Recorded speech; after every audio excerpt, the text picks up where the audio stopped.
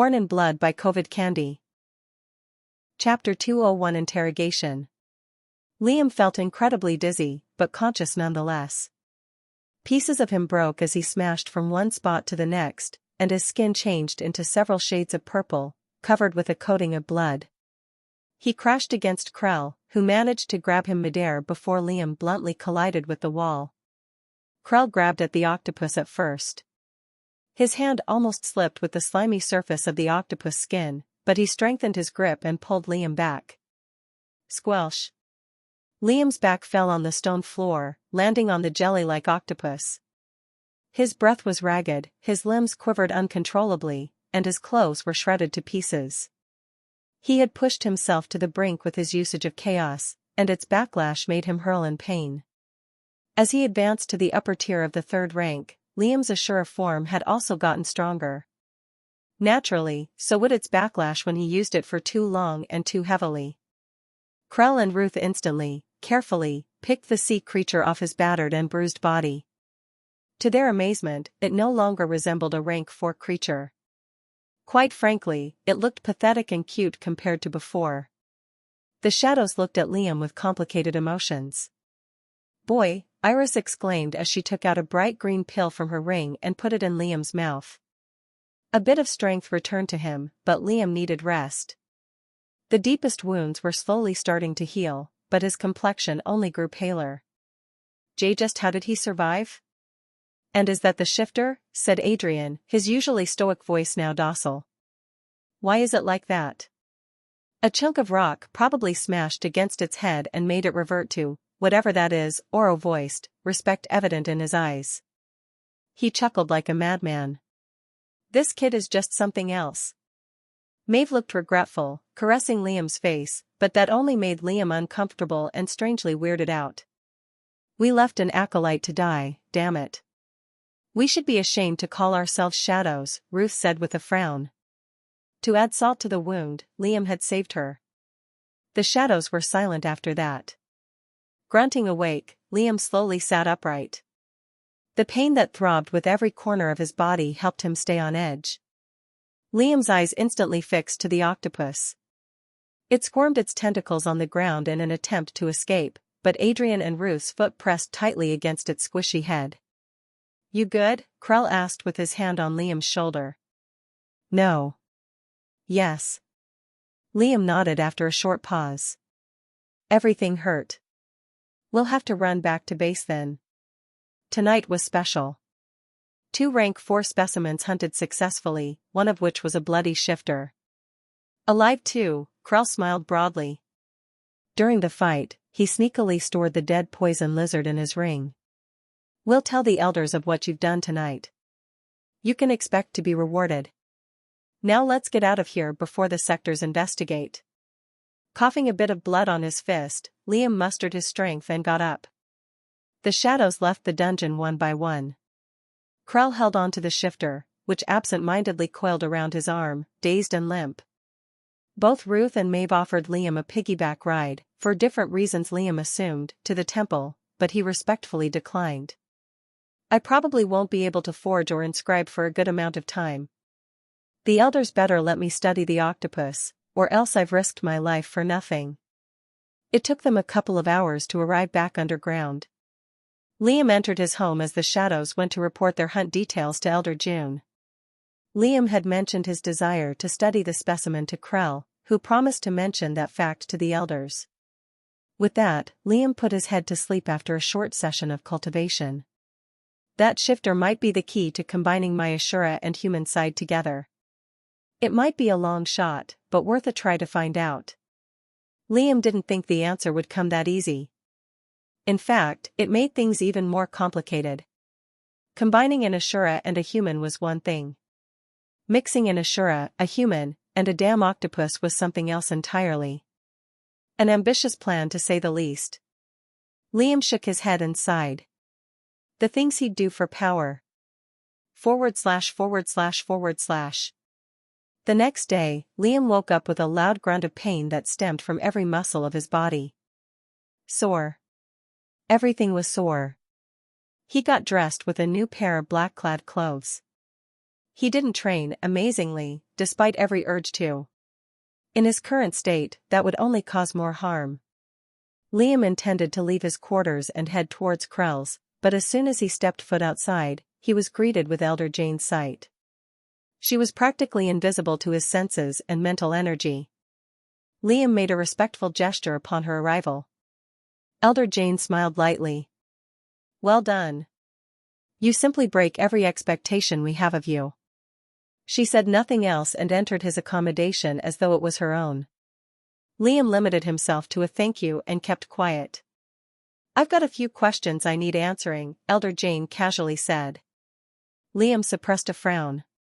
"Don't consider it an interrogation. You're a valuable acolyte, and I wouldn't want to break the trust we've built up till now. With this out of the way, you can have your time with the shifter. I've already sent you a good amount of merits to buy resources with, too." Silence ensued. The elder meant it. It wasn't a hostile questioning, and she was direct with her words. Besides, she was basically bribing Liam for his trust. Not to mention, he would have some alone time with the shifter octopus. Firmly, Liam nodded after a short pause. "Why do you want to study the shifter? How did you survive when the dungeon ceiling was crashing down on you? And, who exactly are you?" The royals of Ikoria were looking for a Liam Royce. Chapter 202 Secrets. Liam raised his brows. Elder Jane's last question didn't surprise him as much as it should have. The Temple of Shadow had people situated in different parts of Alali. If Liam of all people owned a network of information, their spies were perhaps much more skilled at their work. Still, Liam had to answer the 3 questions. "I study everything. It's not just spirit beasts and magical beasts. I'd even study you if you'd let me." Elder Jane's lips twitched. Was it a positive sign? Liam couldn't really tell. He continued nevertheless. For the second question, Liam was a bit reserved. "I was lucky. It was weakened with so many spells and boulders that fell on it, and I have several techniques that enhance my strength and speed." That answer didn't satisfy Jane as much as it should have, but Liam moved on. "I'm a fugitive. The royals and nobles of Ikoria want my head." After Liam answered the last question, Elder Jane couldn't hide her exclamation of shock in the form of a loud curse. Liam almost smiled. Liam was like a piece of hot coal. An infamous coal that an entire country wanted to destroy.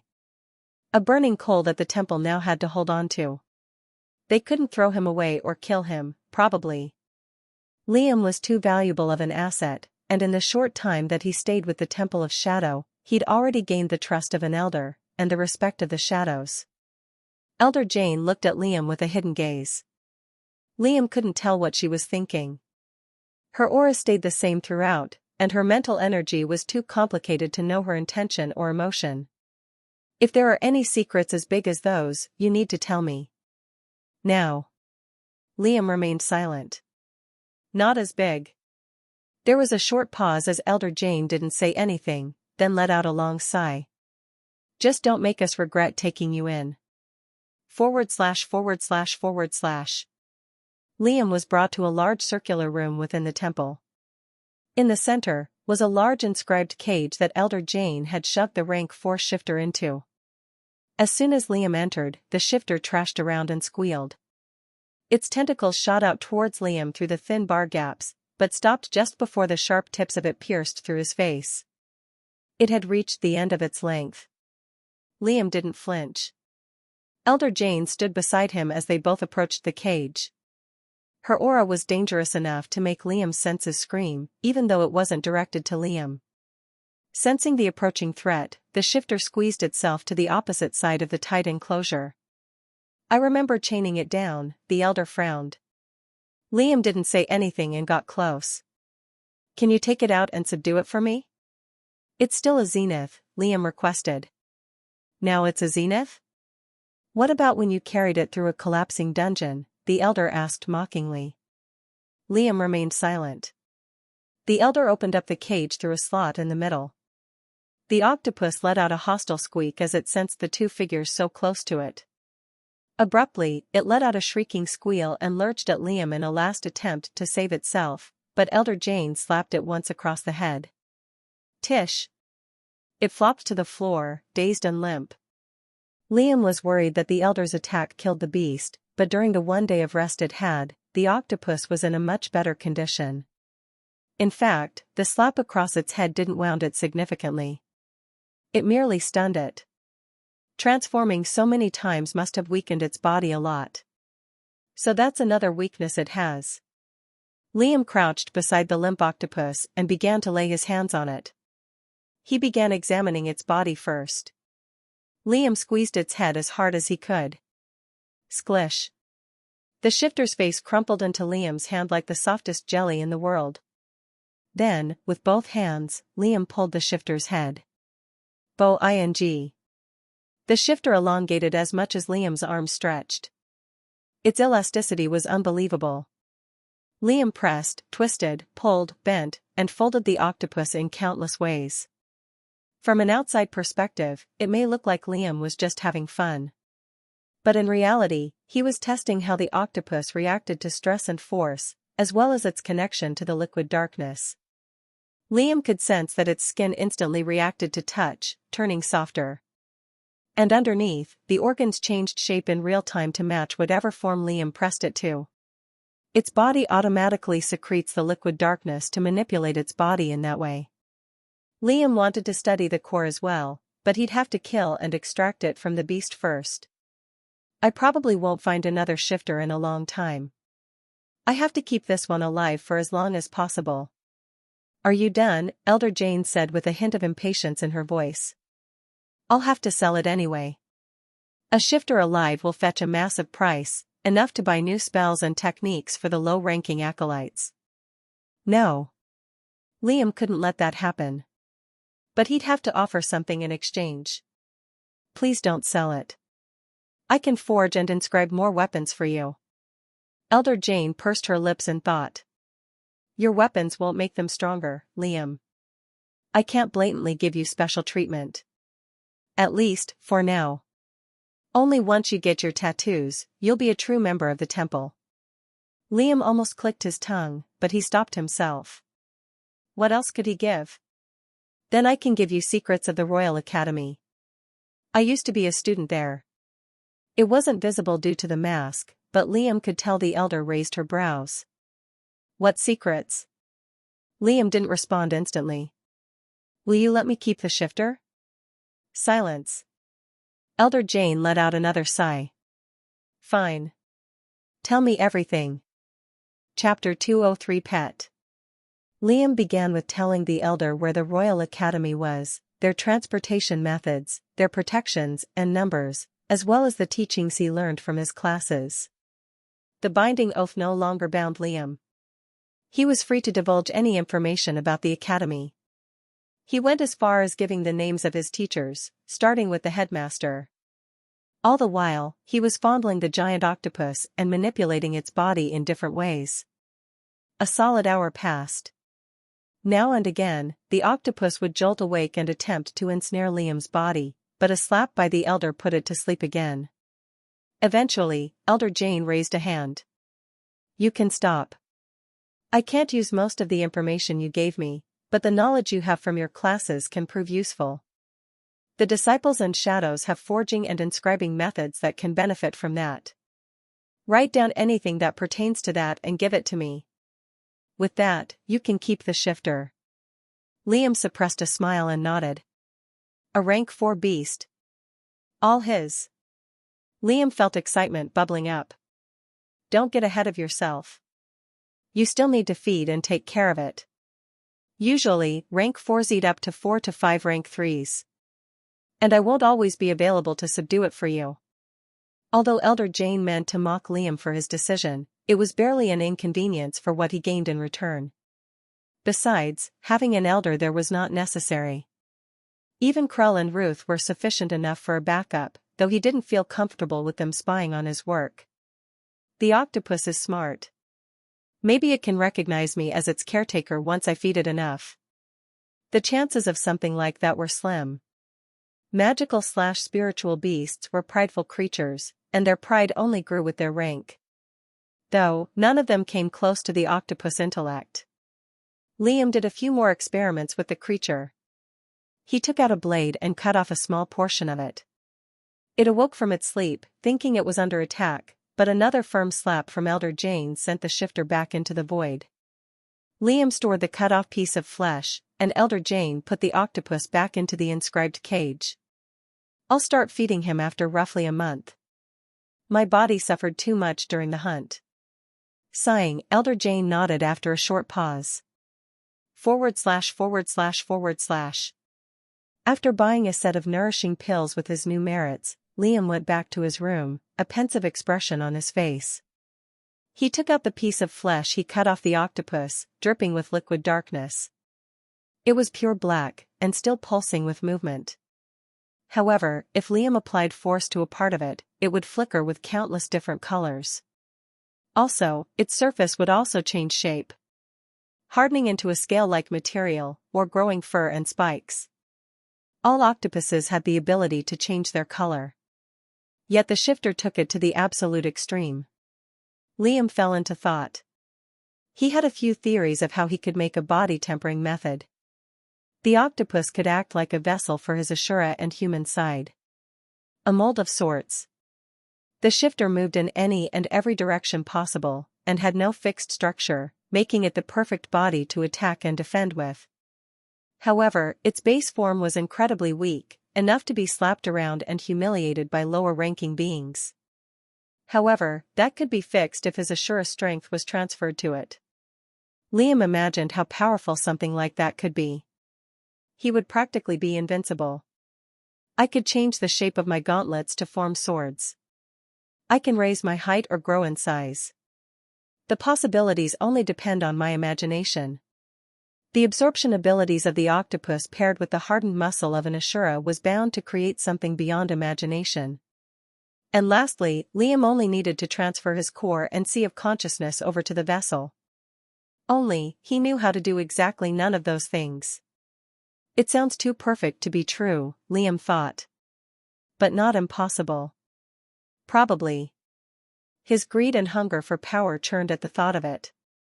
Liam knew he was in over his head. "But I have to find a way to do that anyways. I still have my deal with the kitsune to take care of." Although he was absolutely sure making a body-tempering method like that at his current level wasn't possible, he couldn't say the same once he advanced to a higher rank. Learning how to transfer the sea of consciousness early on would probably do wonders once Liam had to find a way to resuscitate the kitsune. He studied the piece of flesh for a few more hours, before taking out a large parchment of paper and writing down any useful knowledge he had about inscribing or forging. The next day, Krell came and took the parchment, before giving it back to Elder Jane. Liam still wasn't in a condition to cultivate.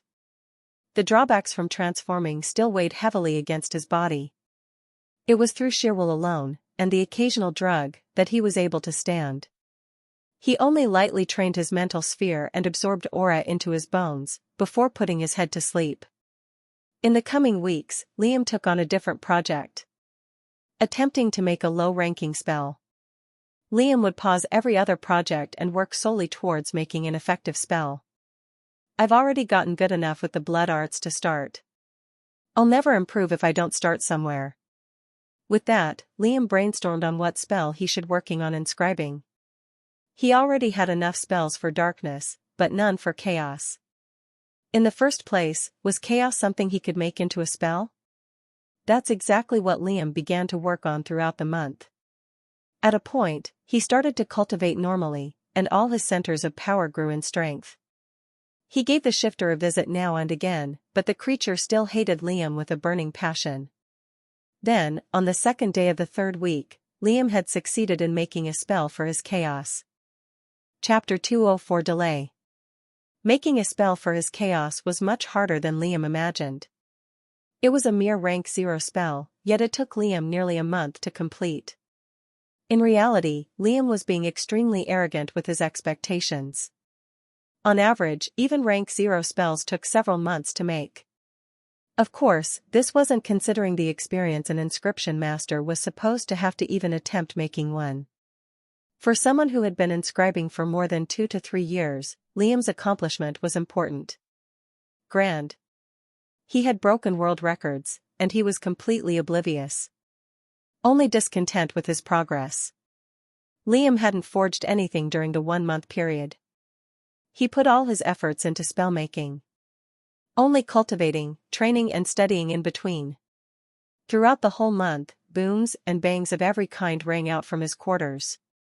It got bad enough that Elder Jane had to investigate and ask him what it was. Liam simply told her he was working on his forging abilities, and the elder shook his head before flying away. Liam rigorously had to practice his chaos in order to understand just how it worked. That involved repeatedly using it in varying ways, and testing it on various subjects. Liam was already done with the conceptualization/visualization stage.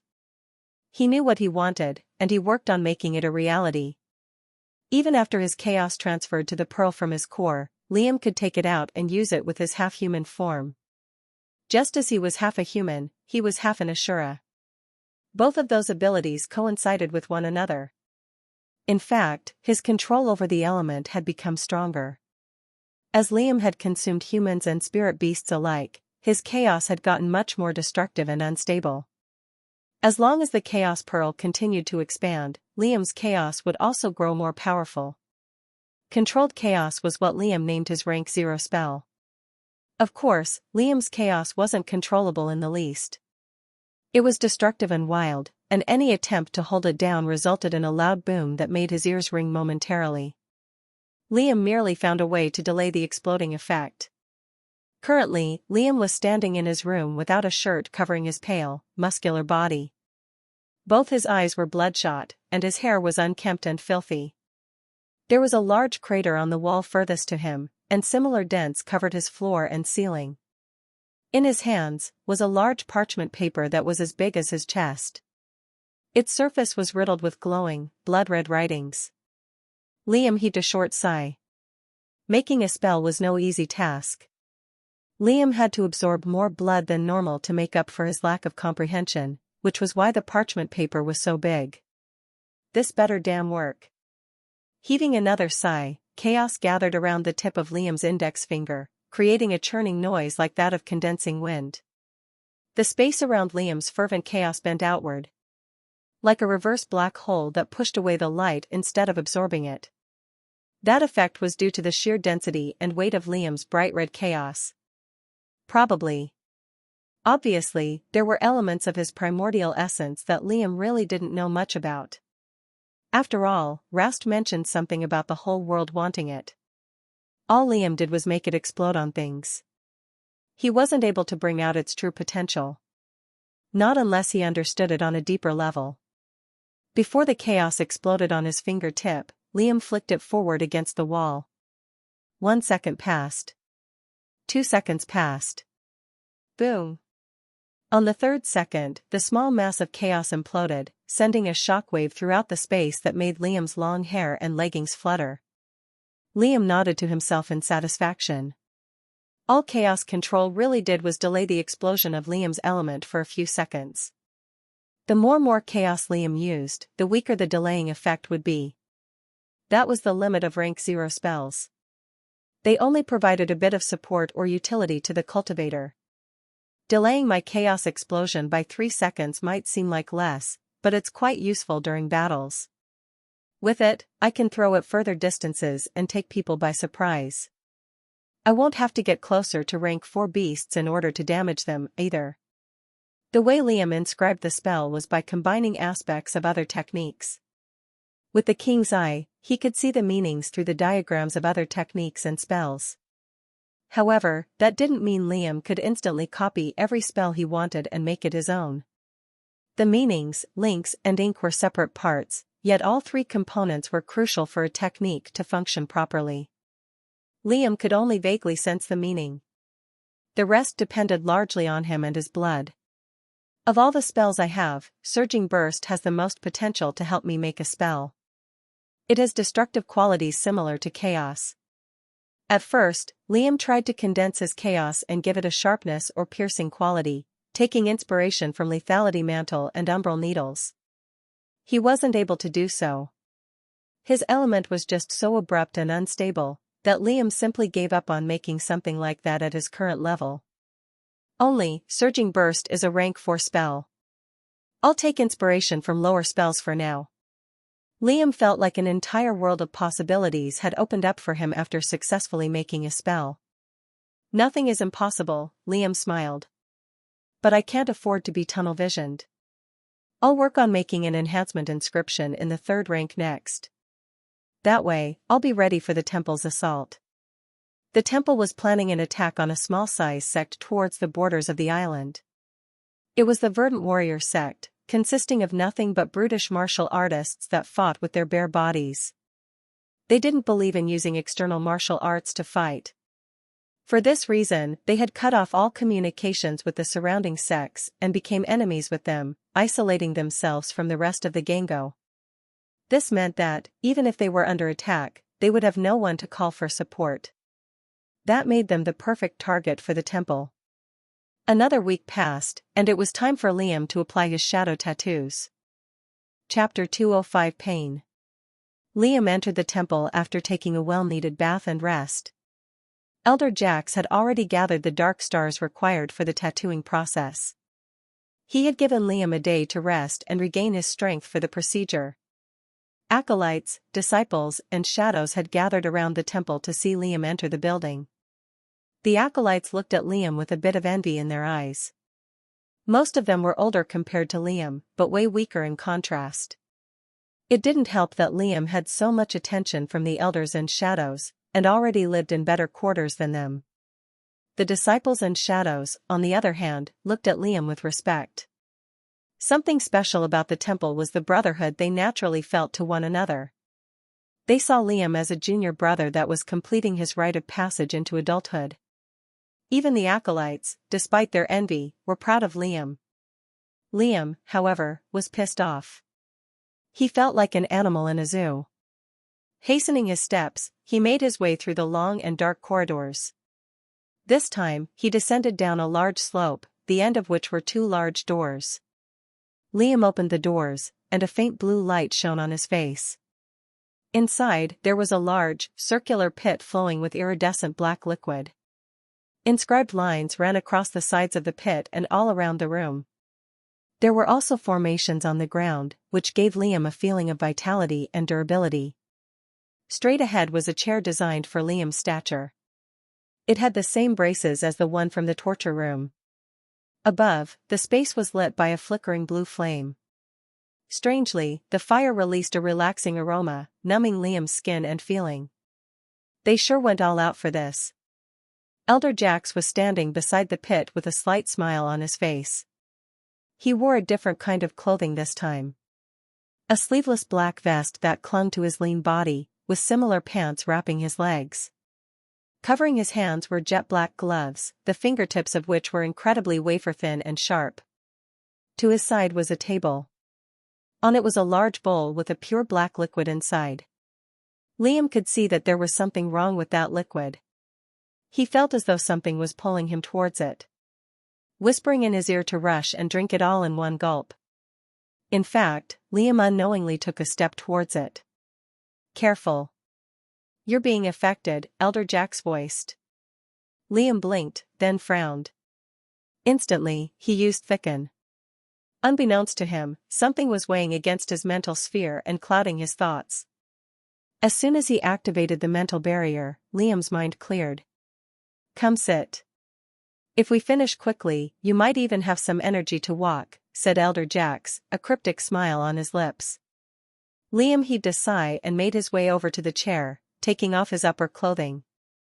I'll tell you how this works.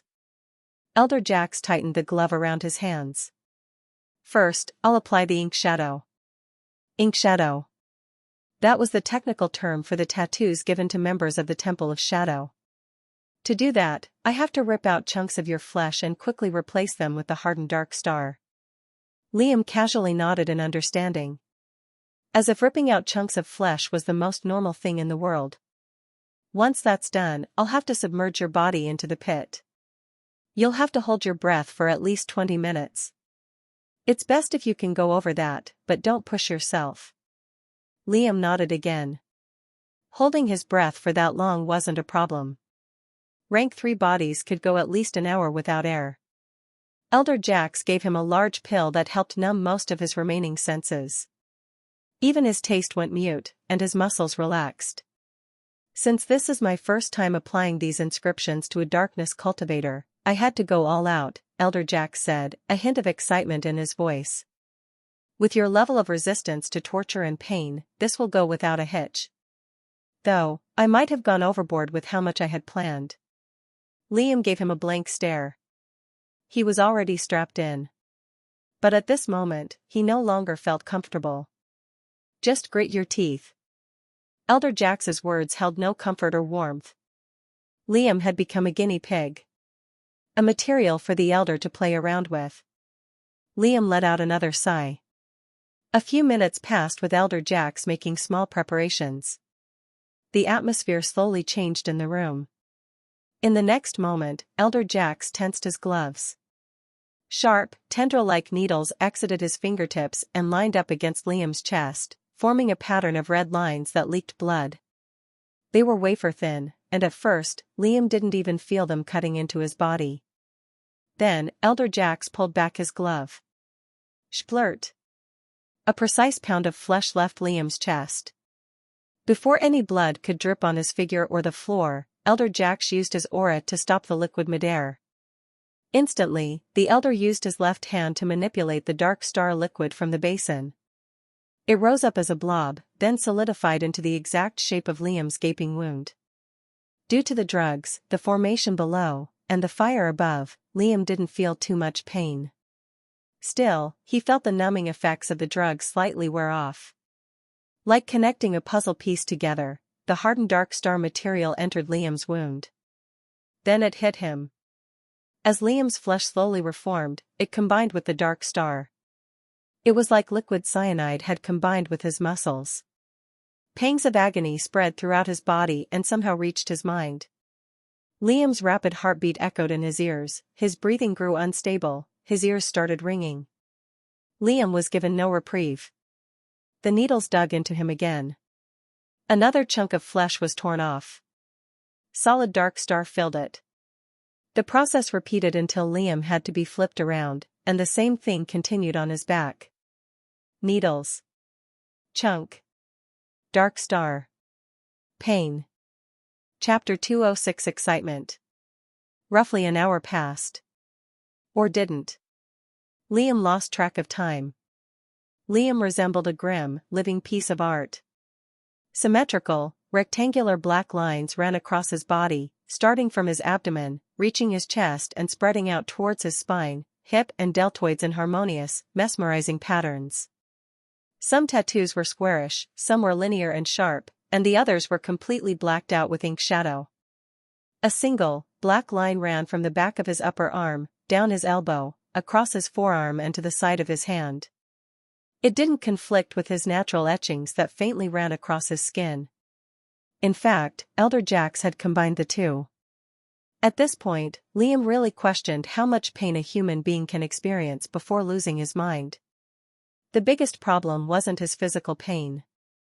Liam could handle that. Perhaps better than anyone else his age and above. It was his sea of consciousness that was suffering the most.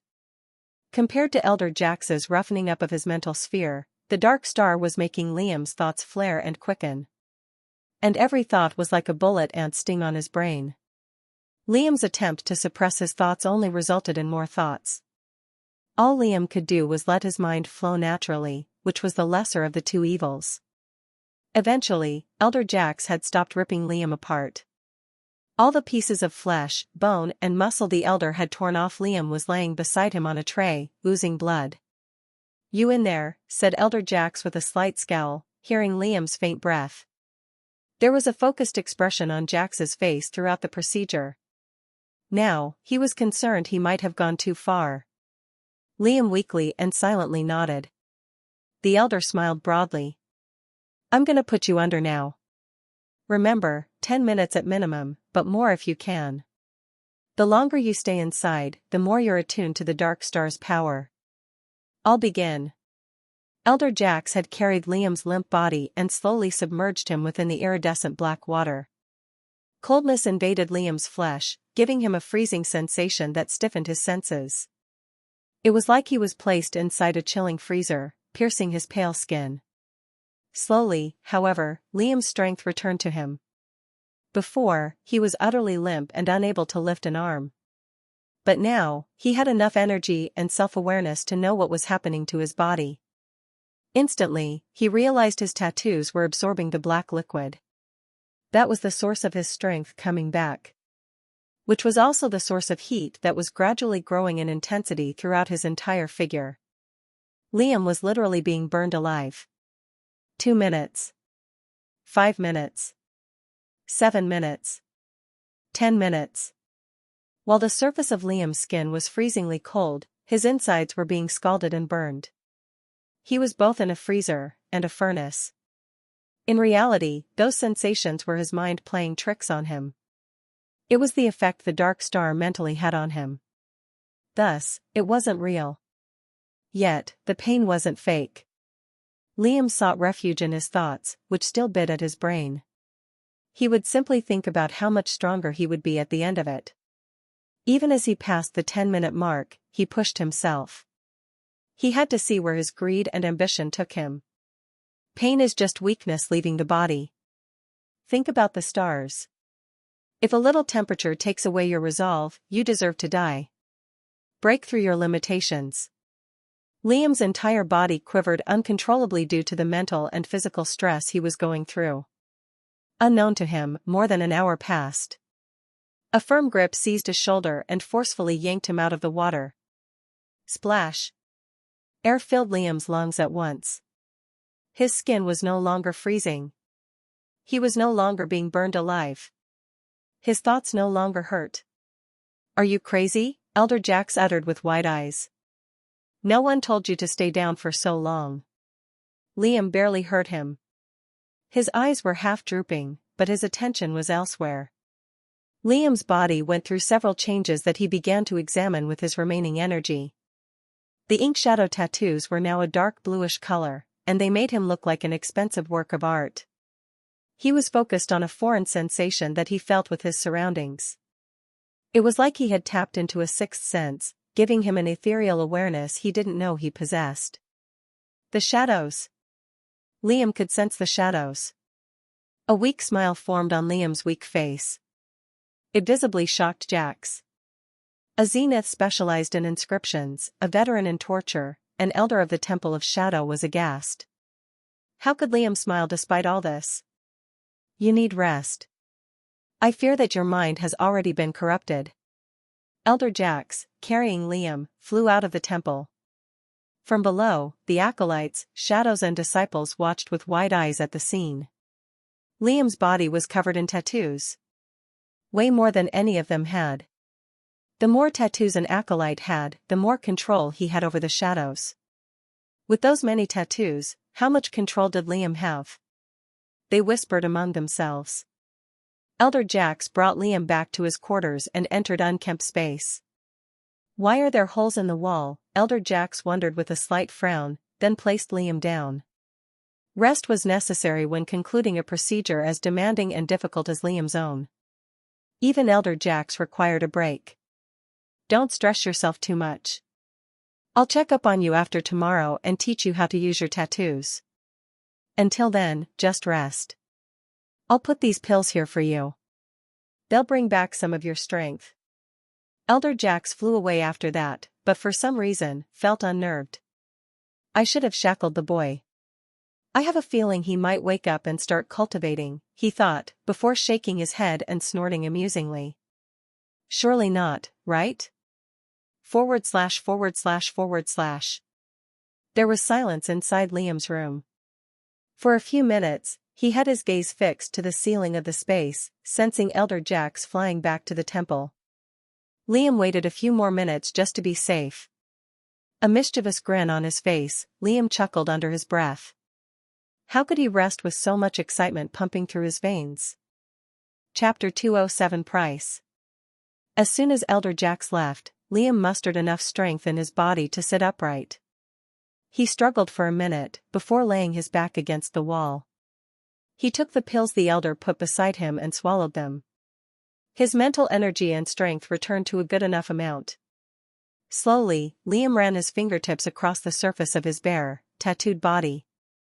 At least it doesn't look bad. It's to my taste even. But would it remain even with my Ashura form?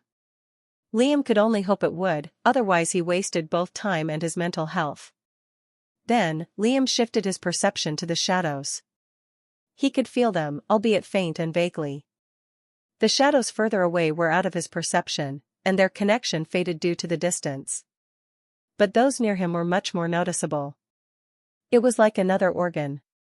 Not a center of power, of course, since that would make Liam a monster with 5 organs capable of gaining strength. The strongest connection of all was his own shadow. He could feel its presence in real time, as though it was breathing together with him. It was no surprise, since all the 10,000 Shadows art did was form a connection between its user and the darkness. Liam could also feel depth in the shadows. They were like a hidden sea that rippled with every movement. As of now, his own shadow felt incredibly thin and shallow compared to the surrounding darkness. Let's see. Liam began to explore the sensation and attempted to move the shadow. A few minutes passed with him fiddling around with it. The shadow didn't move at all. Is it because the ink shadow tattoos aren't working yet? Liam closed his eyes and focused. He felt the rhythmic beating of his sensitive heart, the flowing of blood through his veins, the feeling of light air against his pale skin. Liam brushed past all the unnecessary senses and discarded them, like picking apart the petals of a flower. After a few minutes passed, Liam no longer felt anything, leaving only the shadow in his perception. Now, Liam could slightly control it, like he'd grown an ethereal third hand, mendable to any shape. The ink shadow tattoos on Liam's body were starting to flicker from blue to jet black, signaling the activation of his abilities. Liam willed it, and the shadow slowly crawled on his body. What was shadow made of? It was simply the absence of light. They were neither gaseous, liquid, or solid. Yet, as the shadows wrapped around Liam's figure, he felt a weightless material enshroud him, neither cold nor warm. Wherever it covered, Liam felt a tiny bit stronger. He also slightly blended in with the darkness of the room. When the lower half of his body was coated by his shadow, he couldn't stretch further to cover more of his body. Liam gathered all the shadow in his body and wrapped it around his clenched fist. Liam smiled. Liam took out a rank 3 spirit beast part from his ring. With his uncoated hand, he attempted to snap the rigid, white bone in half. A few cracks formed on the bone's surface, but Liam was unable to break it.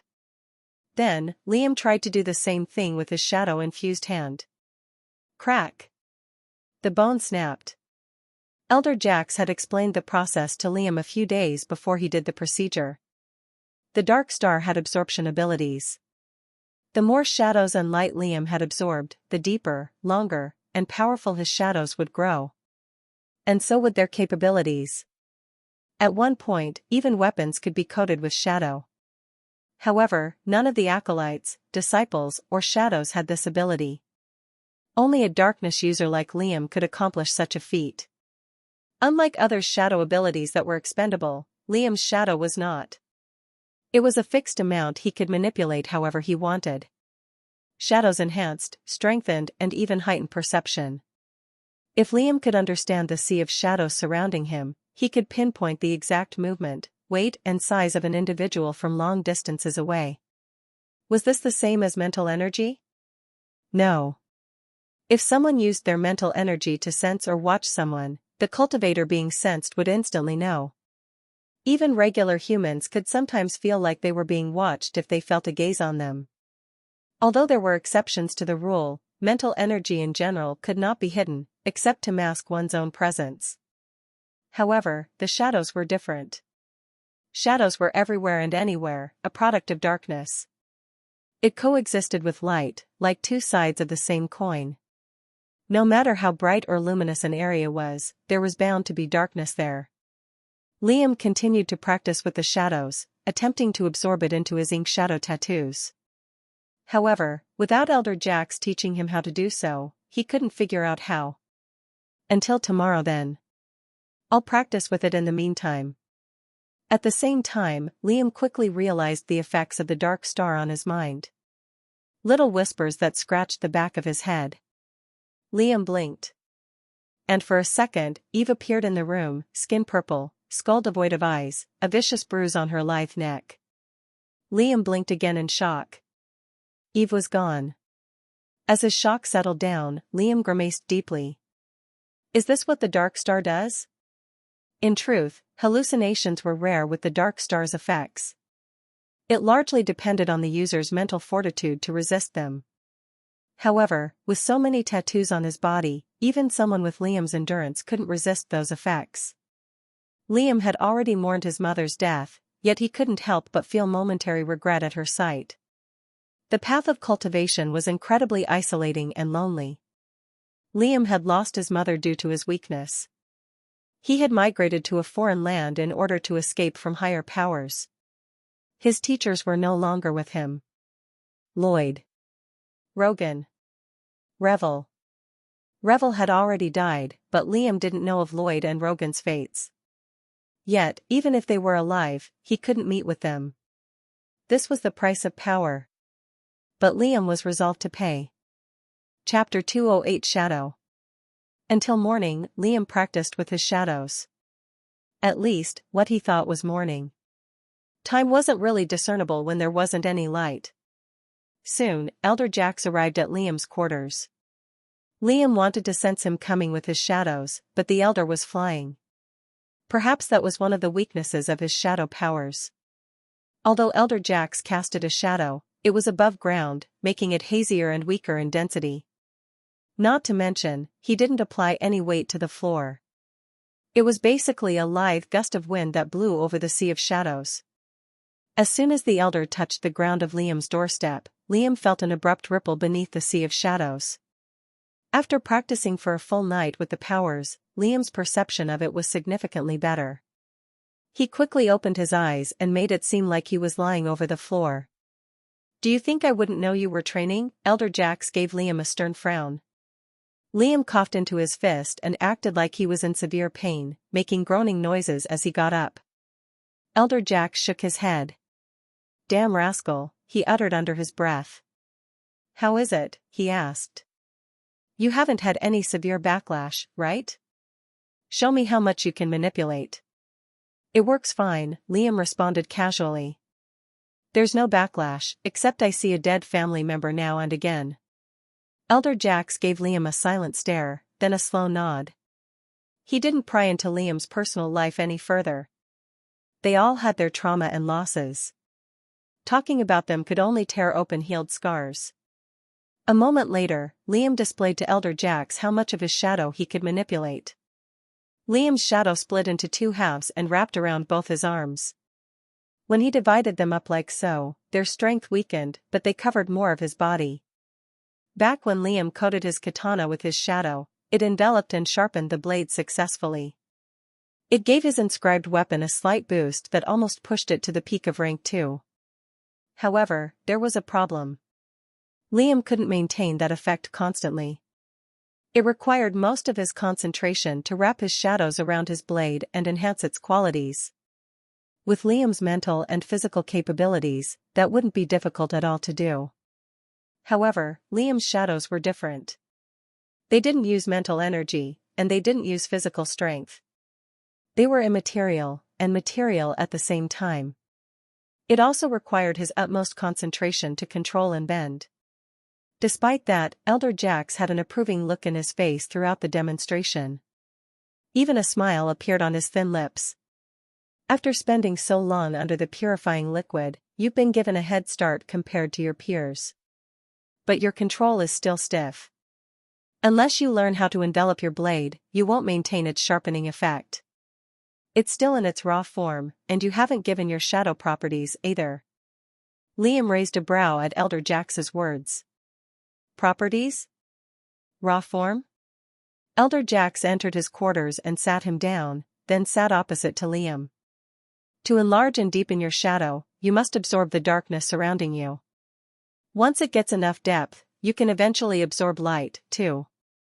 For the 2 hours, Elder Jax instructed Liam on how to better use his ink shadow tattoos to enlarge his shadow. There were 2 methods of enlarging a shadow, and darkening a shadow. Firstly, the process of enlarging his shadow was very arduous. It consisted of spreading one's own shadow into the so-called sea of darkness, then absorbing some of that essence into it, before pulling it back and letting it assimilate on its own. For him to do that, it required him to stretch his shadow for extended periods of time. All the while, his body would be under heavy strain, depending on how long he did that process. Lengthening your shadow was akin to stuffing your lungs with excess air. It was suffocating and hard on his organs. On the other hand, to darken his shadow, Liam needed to absorb light. The Dark Star plant already had that ability, and it didn't take long for Liam to figure out how it works. This process was actually nourishing, which was a nice change of pace. However, like always, too much of it had severe effects on Liam's mind. It was basically cultivation. Another form of cultivation. Liam almost laughed out loud. How many types of cultivation did Liam regularly go through? Mind. Body. Blood. Core. And now? Shadow too. It was laughable, but Liam was truly excited. Just like how shadows were mendable in shape, they were mendable in property. They could strengthen, blend, pierce, harden, condense, envelop, connect, transform and manifest. Elder Jax had given him a lot of uses for it that were utterly broken, and Liam had trouble believing him. For one, Liam could use a person's shadow to ensnare and control them like a puppet. That's exactly what Elder Jax did with Liam. Momentarily, Liam couldn't move at all. It was as though his body was tied to an anchor. He could only struggle and try to break free. That effect lasted for merely 30 seconds, before Liam regained control over his body. Elder Jax gave Liam a wry smile, and Liam suppressed a cold look towards him. At some point, Liam could also manifest his senses together with his shadow. My plan of the free-flowing body tempering method isn't so far-fetched anymore. Perhaps the shadows could act as a substitute for the shifter's liquid darkness. Even inventing weapons and techniques have gotten a whole lot more flexible. At the same time, Elder Jax had taught Liam how the requirements of blending into the ground. Your shadow has to be large, and dark enough to cover your entire body. Its darkness depends on how illuminated and unilluminated an area is, but for brighter places, it won't work unless it's darkened enough. Always remember, you have to use your shadow as an anchor to hold you down, unless you want to die from suffocation from being stuck underground. Elder Jax left Liam with his parting words. The attack on the Verdant Warrior sect is in 1 week. Prepare well. Chapter 209 Raid. The Temple of Shadow spent 1 week preparing immensely for the attack on the Verdant Warrior sect. Weapons were given out. Spells, techniques, pills of every kind. They didn't underestimate their opponents. Even 2 elders were going to fight. They were up against the entire sect, including their patriarch. Although it was a small-sized clan, their patriarch was a powerful rank 4, a master of their sector's martial arts. For that, Elder Virium and Elder Jane, the strongest of the temple, were going to be there to face him. However, it wasn't like they were fighting alone. Elder Orisa was in charge of formations around the sector. Although they were isolated from the rest of the region, that didn't mean lower-ranking members of the sect couldn't contact other clans. Orisa's presence would ensure there was no outside interference. No one was to be a witness to the massacre. Not even their spirit beasts and younger disciples. Orisa's shadows were designed for that purpose, after all. Elder Aki would forge the weapon Virium would use against the Patriarch, and Jax would inscribe it for him. Elder Jane was there as a supporting hand, and her responsibilities were organizing the attack. Although combining all hands and striking the Verdant Warrior sect as 5 was the most ideal plan, not all of the temple were participating in the attack. They couldn't just leave the base vulnerable as they attempted a raid. Some were alchemists. Others were forge masters and inscribers. Their goal was to help with the raid by supplying weapons and inscribed items. Meanwhile, Liam was excited to the bone. There was only one instance in his life that he saw a zenith fight another zenith. It was when Liam's grandfather and patriarch of the Royce family punched a lava lion zenith once in the head and killed him with one attack. What could two monsters in the fourth rank accomplish? Liam was just itching to find out. Anytime he saw something in the higher ranks, Liam's ambition and greed for strength grew to new heights. Like adding fuel to a flame. Still, usually, he would never be excited for such an event. It was risky. It was dangerous. Death was a possibility. Yet Liam still smiled. It's the dark star, Liam realized, then frowned. It's intensifying my emotions again. Liam was in his quarters, in the midst of forging a special item he thought of throughout the past 2 months. From the corner of his eye, Liam glanced to the left. Eve looked back with demanding, dark, empty eyes. You killed me. Liam glanced back to his item and continued forging. You valued power over me. Liam continued forging, a slight scowl growing on his face. What kind of son are you? Liam's frown deepened, but he hadn't stopped forging. You let me die. Just as his fist clenched, Eve's voice disappeared together with her presence.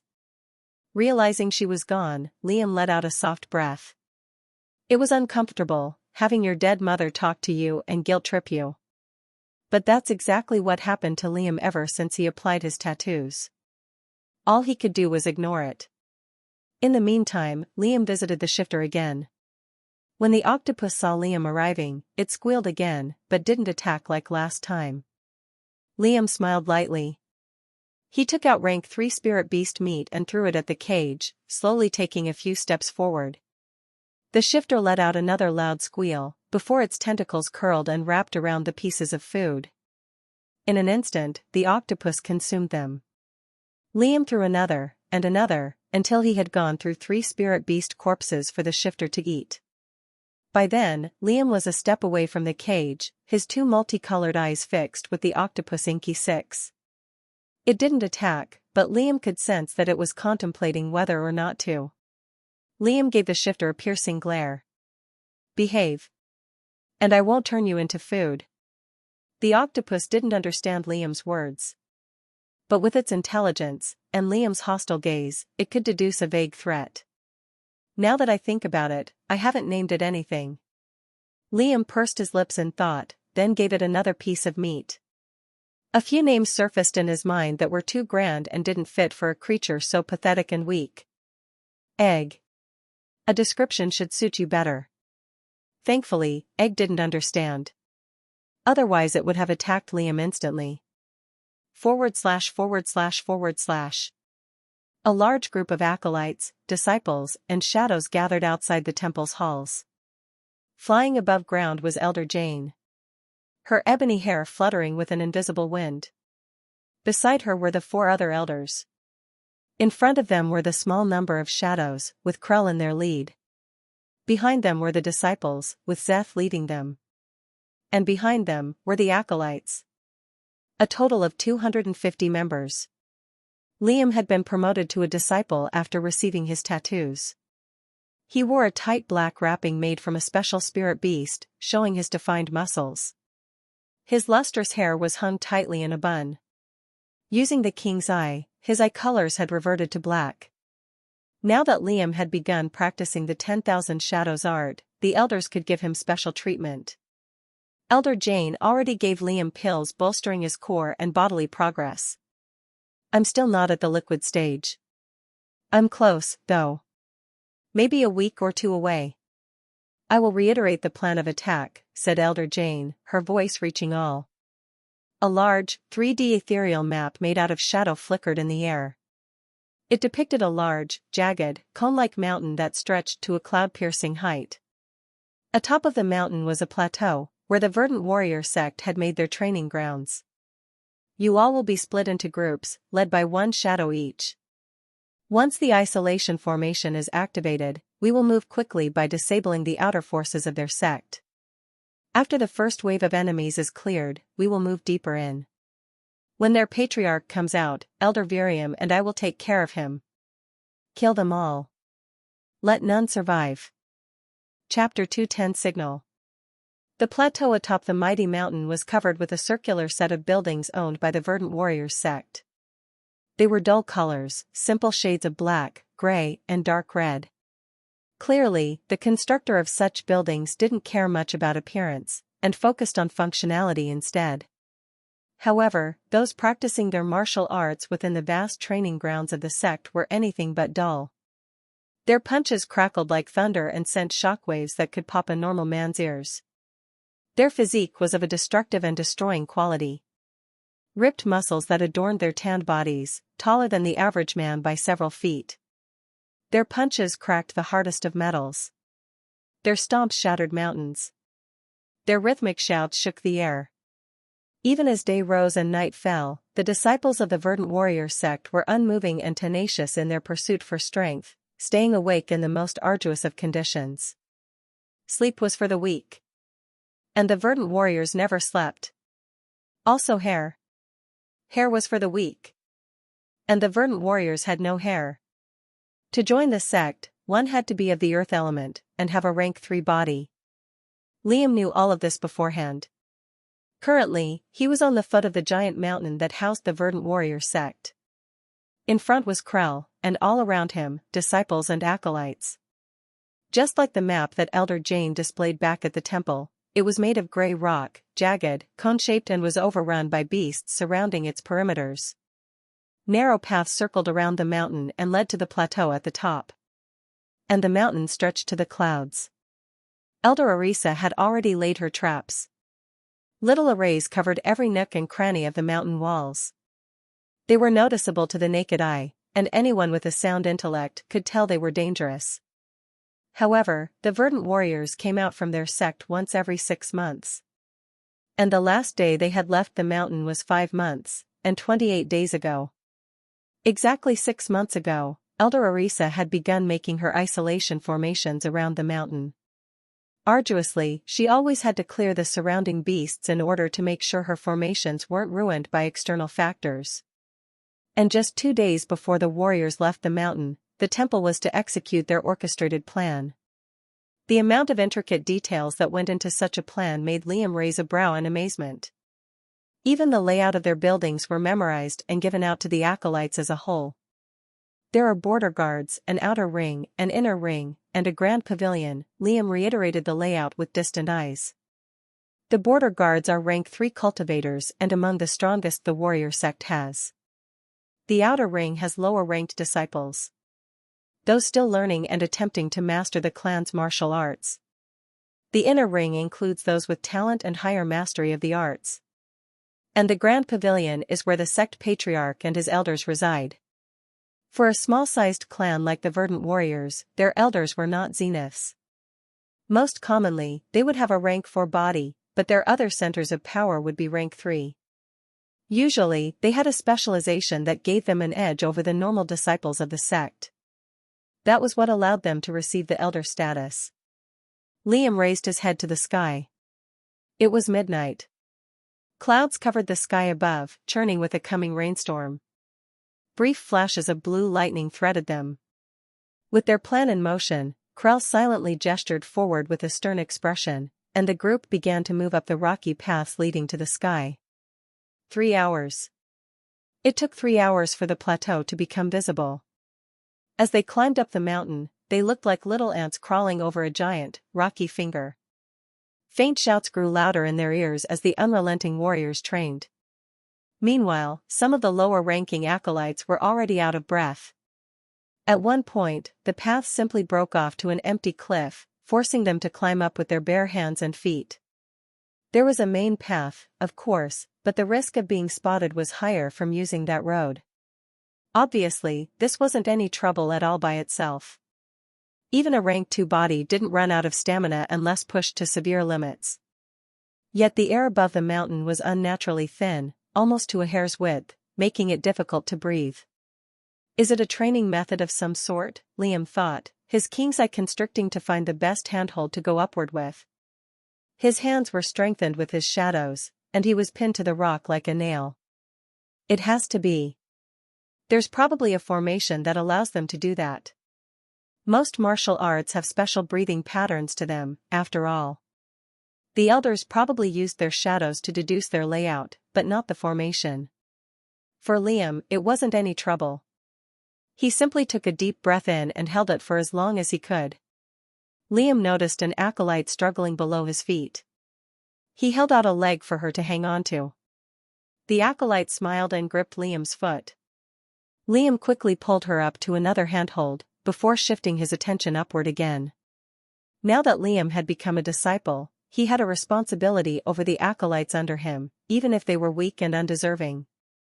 Finally, the edge of the plateau was just a few meters away. Liam sensed 3 border guards atop a small tower made from rock. They were in silent cultivation. "We will wait for the signal," Krell transmitted telepathically to his group, covering himself with his shadow. "Until then, stay put." Thanks to Liam, nearly the entire Temple of Shadow learned how to speak through their mental spheres. They also learned how to better hide their presences. They all exchanged terse nods and waited for the so-called signal. 10 minutes passed. At the mountain's foot, the shadowy writing suddenly started to flicker. All of a sudden, from all 4 sides of the mountain, the writings exploded into tendrils of darkness that rapidly swirled through the air in a circular fashion, like a bubble. A few minutes passed as it continuously grew in size. From an outside view, a black, cone-shaped dome made from shadows had enclosed the entire mountain. Chapter 211 Execution. Liam had a second to admire the view from within the isolation barrier. Not even his king's eye or his mental energy could see through that dome. It even dimmed out the faint rumbling noises and blocked out the falling rain. At the same time, only those who practiced the 10,000 shadows could see it. To others, it would be like peering through a glass mirror. Is this what shadows can become? Liam didn't underestimate the capability of a Zenith with 6 months of free time to complete her work. However, they were on a strict timer.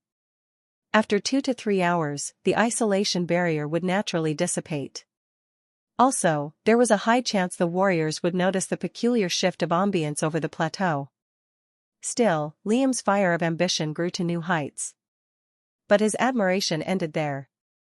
"The acolytes will stay back until me and the disciples take care of the border guards," Krell commanded as he looked to his left and right. Liam had already been briefed of Krell's plan before the raid happened. There were 8 disciples in his group including him, and about 20 different acolytes. The same went for the groups that encircled the mountain.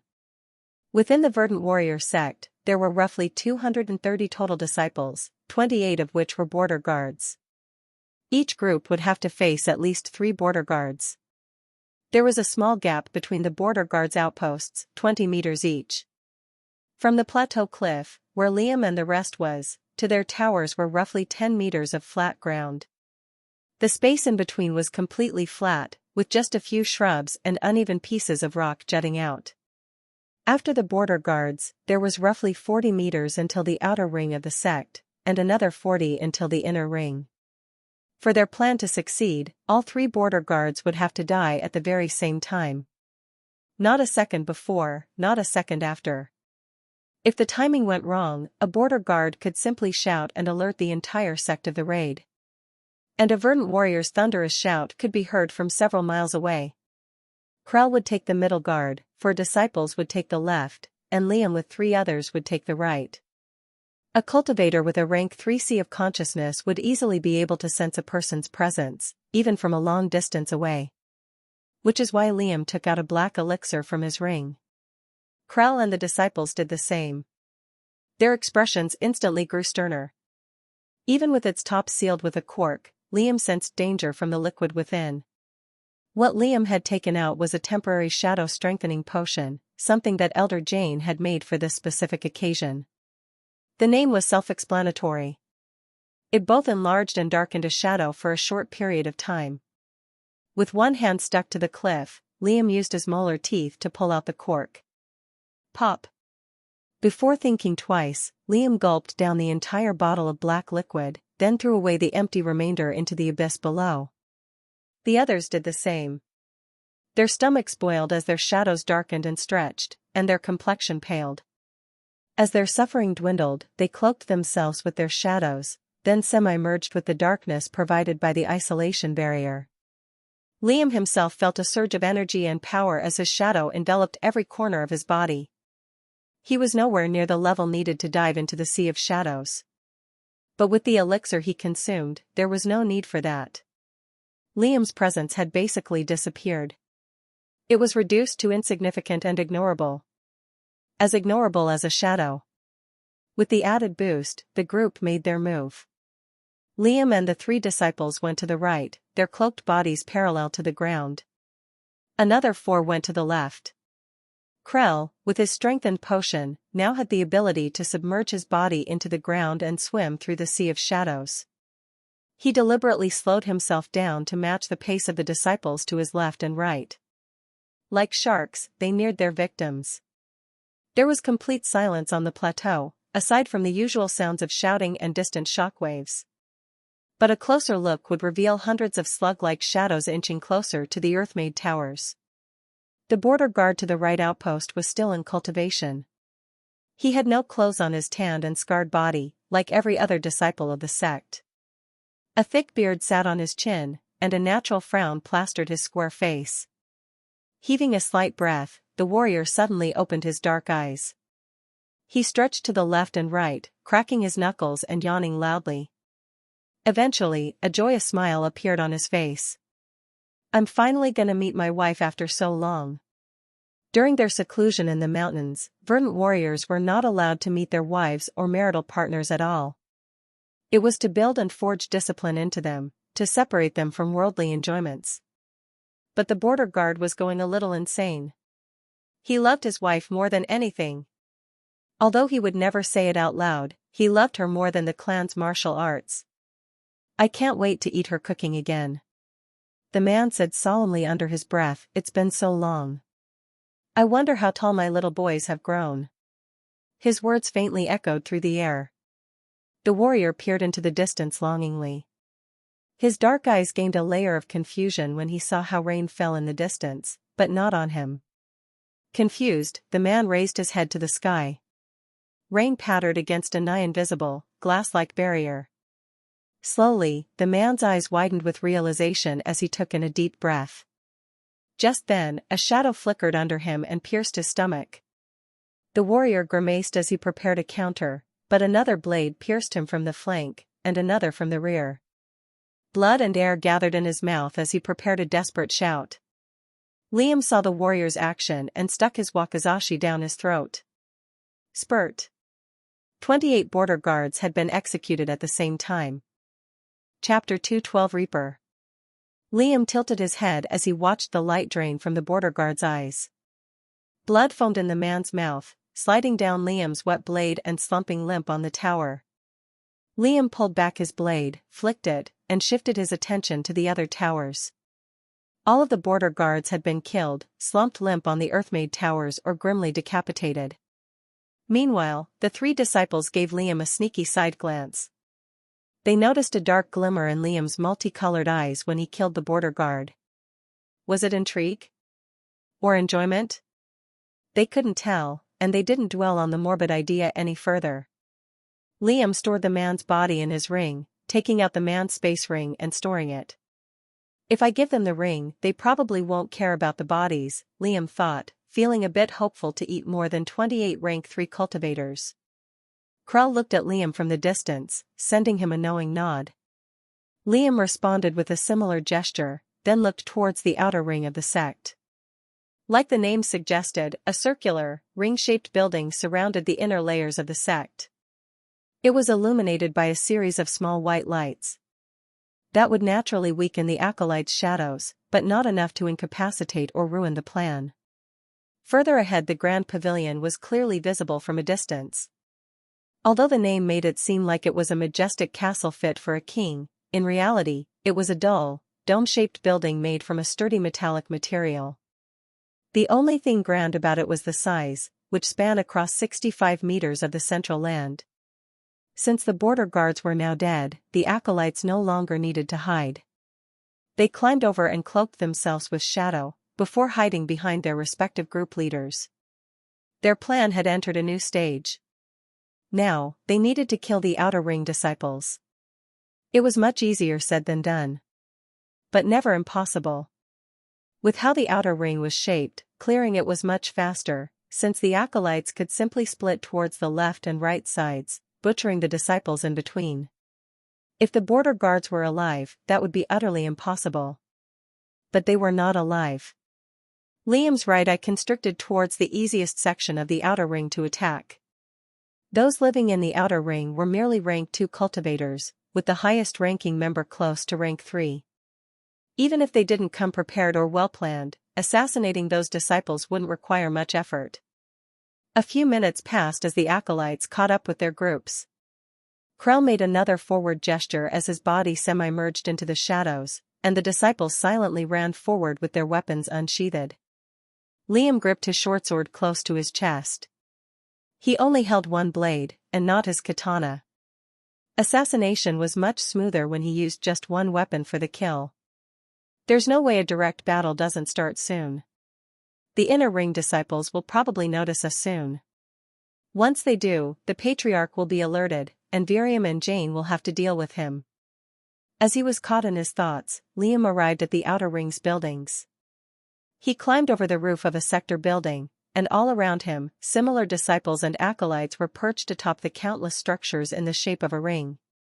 Further ahead and below were the training grounds, and the shouts they released with each punch and kick were starting to get annoying. Spreading his senses, Liam noticed that 24 people lived right under the large tower he was in. They all had their specific rooms and areas that they could train, cultivate, and practice their specializations in. It was a building with 6 floors, and 4 disciples lived on each floor. Liam shrouded himself with his shadow, then gripped his blades tighter. His eyes grew colder as he entered through a large window of the top floor. A warrior met his gaze. The man was dumbfounded for just a second as to where Liam came from. But that 1 second was fatal. Liam's shortsword entered the warrior's throat. Strengthened with his shadow, dark wraith body, and Phantom's Way martial arts, Liam was too fast for a mere rank 1 magus. Liam swiped upwards, and the man's face opened apart like a gory, tender fruit. Blood painted the room. Liam moved under the dark interior of the tower, puffing out any light source on his path. He took his time, his steps silent, his blade lightly gripped with no particular expression on his face. He felt like a reaper ticking names off a list. It was exhilarating. Liam came across another warrior. He was practicing a series of Tai Chi-looking movements that were gentle and unlike the constant screaming Liam was used to. If Liam had to guess, the man was probably a spy. His body matched a verdant warrior. Strong, tanned, broad-shouldered. But his martial arts were nothing like that. It was gentle, calm and flowed like water. Nevertheless, Liam stuck his blade in the man's mouth, stored his ring and body, then moved on to the next. And the next, until the entire tower was devoid of martial artists. Only dripping stains of red sprayed the various rooms. Half an hour had passed since then, and most of the outer ring had been exterminated. They were still unnoticed by the inner ring members, and an eerie silence hung above the atmosphere. After all, the border guards were the main line of defense against a foreign attack. Who would want to invade a small-sized sect living on a mountain in the middle of nowhere? It just didn't make sense, and it wasn't worth the trouble. Another half an hour passed, and the entire outer ring had been wiped out, even those within the training grounds. By the end of it, Liam noticed how most of the acolytes and even some of the disciples were out of breath. Apparently, the further the groups went, the stronger effect the array had on them. There's a reason they're split up into an outer ring and an inner. Even my body won't be able to breathe properly. Chapter 213 Weakness. As Liam made the grim realization, the other acolytes seemed to figure it out as well. We can't even disable the array, Liam thought as he scanned the ground. Faint white lines were drawn beneath Liam's feet, which grew in number and complexity as it neared the inner ring, then eventually converged towards the Patriarch's grand pavilion. That fact meant that most of the temple's forces were no longer able to provide any support. Most acolytes had rank 2 bodies, and they already had difficulty breathing within the outer ring. Disciples were a rank higher than them, but without the special training methods of the verdant warrior sect, even they suffered the array's effect. Only the shadows and Liam were doing fine. Most shadows had rank 4 bodies, or cultivating them. Liam's rank 3 body was in the upper stage, and he was even nearing the peak. Not to mention, he had a superior Ashura physique. Liam left the tower and ran to Krell's side. Ruth and Maeve appeared too, conflicted looks on their focused faces. The former didn't use a hammer for the raid, limiting herself to a sharp dagger. Change of plans, Krell said sternly. The acolytes can't come. We have to do this ourselves. Krell didn't need to speak mentally. There was no one remaining to hear his words. Liam pursed his lips as his right eye constricted. The inner ring had certain areas that contained privacy and isolation inscriptions. They were personal areas for the warriors to train without disturbing anybody else.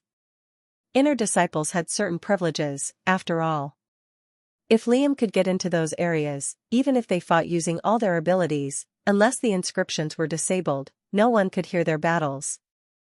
Liam conveyed that knowledge to the 3 shadows. They gave him a strange look. How do you know? Ruth asked with a raised brow, but without an iota of rudeness in her tone. Maeve and Krell took Liam's words seriously, but gave him a questioning glance. I can tell from how they're built, Liam lied through his teeth. They didn't need to know about his eye. The buildings are built low to the ground, but they're spread out and vast compared to the rest. As long as you enter without being noticed, you can kill them using all your strength. A smile grew on Ruth's face, but Liam cut it down. As long as it doesn't break the entire structure down. You can't use explosives or your hammer. A faint pout replaced Ruth's smile. If anything goes wrong, the elders could finally intervene. There was a short silence as the 3 shadows took in Liam's words. From an outside perspective, a rank 2 cultivator telling a group of rank 3s how to plan an attack would be taken as utter disrespect. But the shadows were past such formalities. In fact, Liam's relationship with the temple had strengthened considerably ever since he helped with the rank 4 hunt. Eventually, they nodded and split up to convey the plan to the rest of the shadows. Time was quickly running out. Liam shifted his gaze to the isolation barrier. It would last roughly 2 hours more, Liam deduced, but the task ahead wasn't easy. There are currently 13 shadows with us, and 104 disciples, while the inner ring has around 145 cultivators.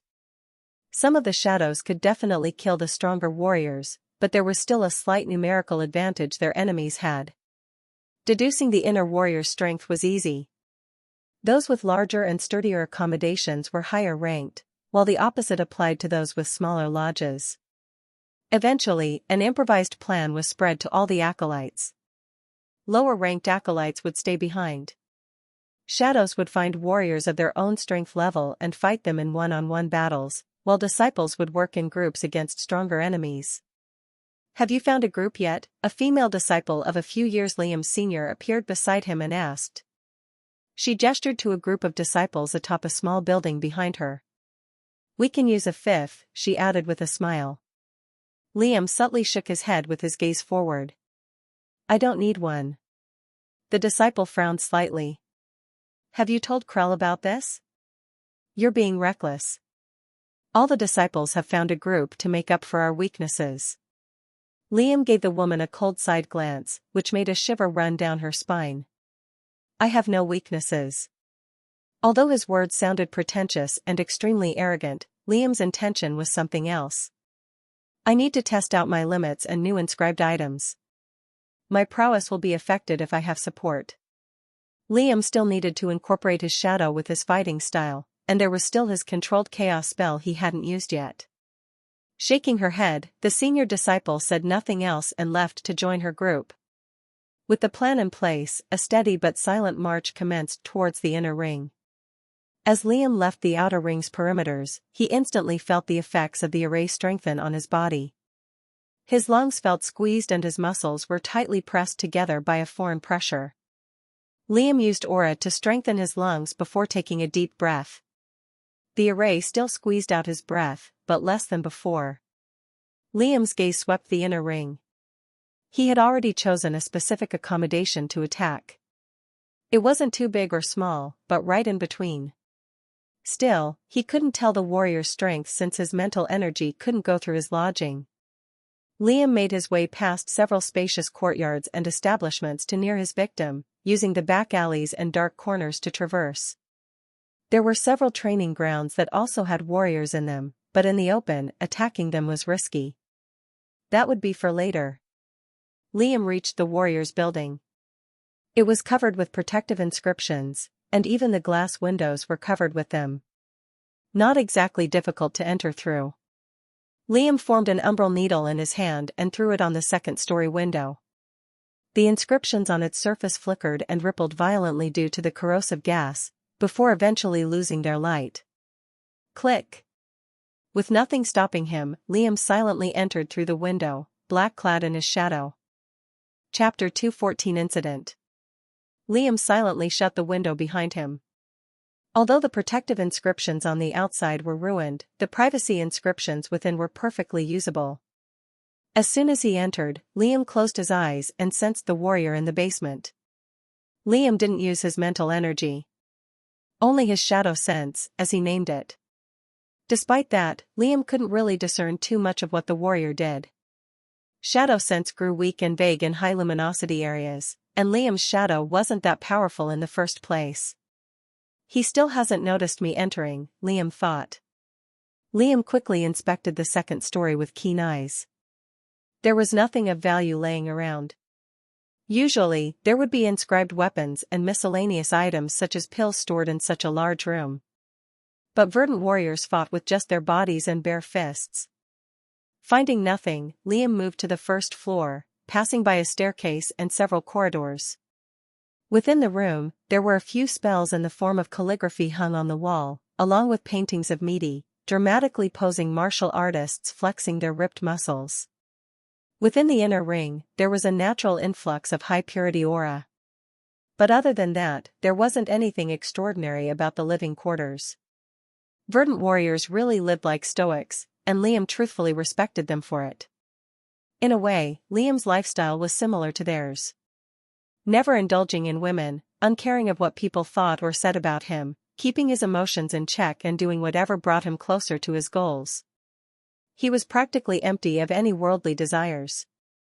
Aside from power, of course. As he neared the entrance to the basement, Liam grew serious. Only a direct approach was possible. Firstly, his shadow wouldn't provide much concealment due to the amount of light in the basement. Secondly, since there wasn't any indirect entrance, Liam couldn't execute a proper assassination attempt. Thirdly, the verdant warrior was bound to be an experienced fighter and martial artist. Liam was giving himself too much credit if he thought he could kill a cultivator at the same level as him without any effort. However, Liam stored his blades. Also, he still kept his special forged item within his ring. It took him time and effort to make that thing, and he wouldn't use it so haphazardly unless he was forced to. Strangely, he took off his upper clothes. His mental energy coated his body. Then, the king's eye's illusionistic abilities activated. Liam no longer resembled himself. Instead, he looked like a spitting image of the border guard he had killed earlier. As Liam's mental sphere expanded, the king's eye naturally grew stronger. Even his height appeared taller, but still not as tall as the border guard. I should still attempt a surprise attack just to probe his strength. Hopefully he won't notice how the border guard is a few inches shorter than normal. Liam pushed the doors open and walked in, imitating the mannerisms that might come with a stoic warrior. The sound of air crackling brushed past Liam's ears, along with fierce gales of wind. As Liam didn't bother hiding his presence, the warrior instantly stopped his training and looked at Liam with surprise, giving him a respectful gesture. Every warrior basically looked the same, except for minor differences in stature and beard styles. This one in particular had less tanned skin compared to the rest, but a discolored scar ran diagonally from his chin to right brow.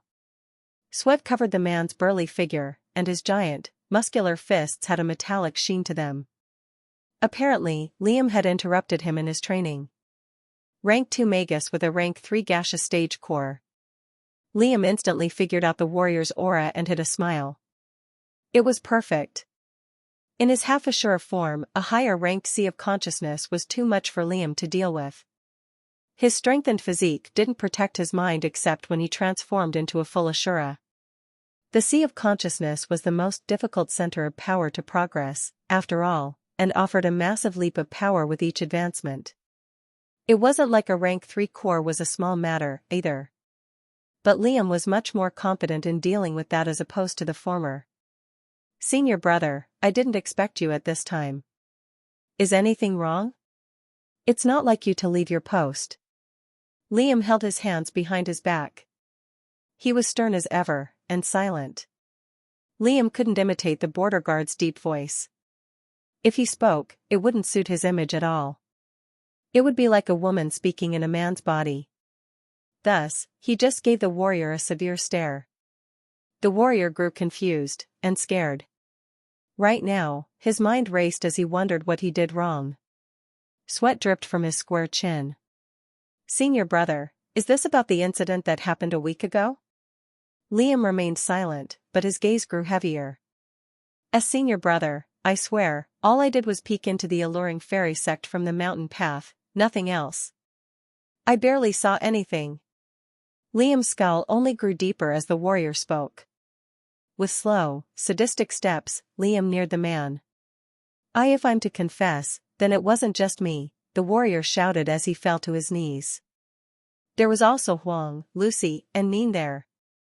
It was Huang's idea. Liam had to suppress his laughter as he got closer. Please, don't revoke my accommodation. I only spent a month here, the warrior begged with his head lowered. By then, Liam was only a few steps away from him. Clenching his hand as hard as he could, Liam's fist churned with unstable chaos. It created a whooshing noise as it repelled the air, space, and illusions around it. The warrior raised his head and looked at Liam's red fist with a dumbfounded look. His instincts screamed danger, and his eyes widened with realization. That pale, lithe, slender hand coated with that strange red energy did not belong to his senior brother. But as the warrior attempted to leap backwards, the fist struck him square in the chin. Boom. Chapter 215 Eel. The lecherous warrior was sent flying towards the furthest wall, which he crashed into. Crack. A weak cracking noise left the man's face, but the walls were without a scratch. Protective inscriptions made him bounce back and fall to the floor, but he raised his head at Liam with a pissed-off look. The skin on the warrior's right cheek was shredded off, and his jaw looked a bit slacked. His cheekbone was broken too, but other than that, the warrior simply looked annoyed. In fact, it was Liam's hand that was a bit sprained. As the punch connected, Liam realized the man had a peak rank 3 body. It definitely wasn't as strong as a rank 4. But since verdant warriors fought with their bodies, their physicality was much more powerful compared to normal. Martial arts brought out certain qualities of a cultivator's strength, after all, and even a peak rank 3 body could take on a semi-rank 4 state. Liam half expected the man to shout "You dare," and lunge at him. But to his surprise, that didn't happen. Instead, the warrior calmly fixed his footing. He cracked his jaw in place and grimaced in sharp pain, then looked at Liam with a hostile gaze. His mental waves shot out to pressure Liam, but the latter pushed them away with some effort. Who are you? I've never seen that red energy, the warrior asked in a hard tone, his brows furrowed when Liam defended himself. And how did you get past the border guards? Liam made the illusion dissipate and revealed his true form, which made the warrior's eyes widen in shock. Especially once he saw the tattoos on Liam's arms. Liam couldn't hide those tattoos since the warrior's mental waves pushed them away. The Temple of Shadow.